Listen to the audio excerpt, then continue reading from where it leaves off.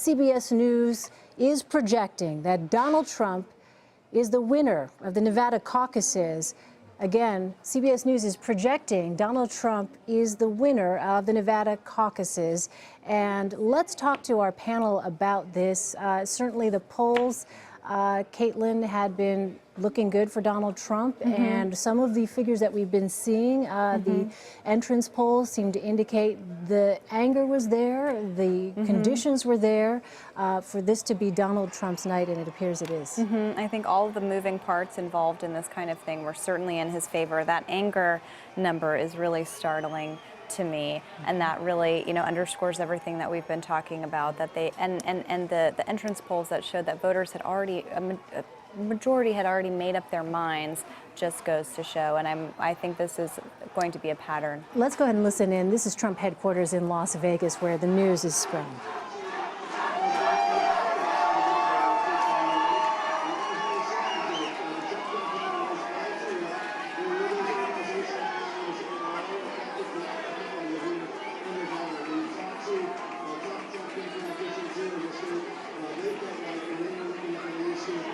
All right, so some enthusiastic supporters there getting the news.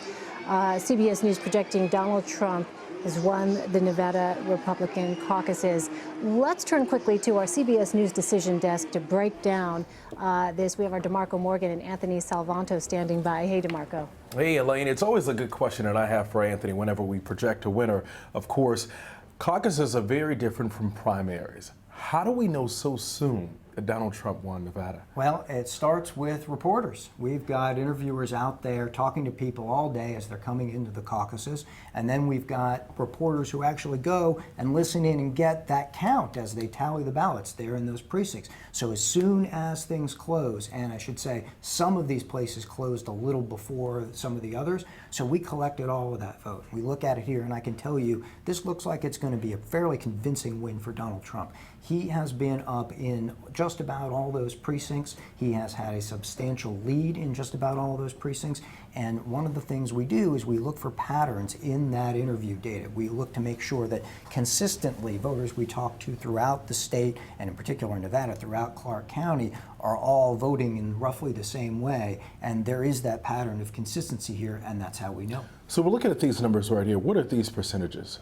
Right now, this is the early tallies that are just starting to come in. Now, we'll get many more of these throughout the night, but you can see even in what's in at this point, just 3%, he's already off to a very big lead just on the tally. You factor this in with, like I said, all those interviews we've been conducting all throughout the caucus process, and that's how you can come to this projection. And we see the percentage numbers. What are the numbers below? The 940 below 42%. That's vote count right now. That's vote count. So we're just getting started on the actual count. But like I said, what you want to do is get ahead of this by actually going in and getting a representative sample from throughout the state. And you get those voters, no matter who they are, coming in. Who are you voting for? They check it off.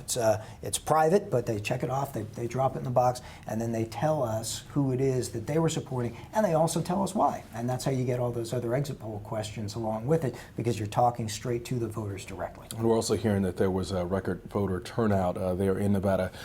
Where does the attention shift now? Number 2 spot, and who has a do-or-die situation tonight? Yeah, there's going to be a fight for number 2, but look, at this point, this looks a little bit like it did in South Carolina, where you've got this big Trump margin, and then you've got Cruz and Rubio back there. Look, I suspect it'll be a long time before we know which of these, Cruz or Rubio, is in second and which is in third, and they may be close again. We just don't know that yet. It's just too soon. But I will say that coming out of the caucuses, you're going to see Donald Trump talking about how now this is his third straight win, right. And that's a bit of a run there. Gives him momentum. Super Tuesday, yeah.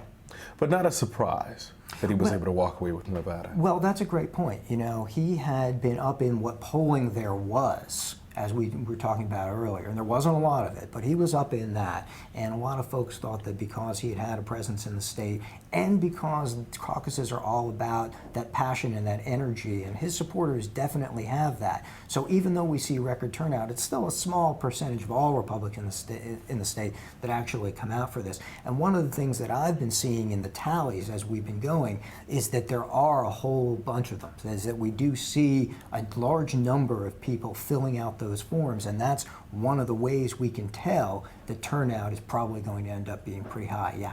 All right, Anthony, thank you. Let's go and send it back to Elaine.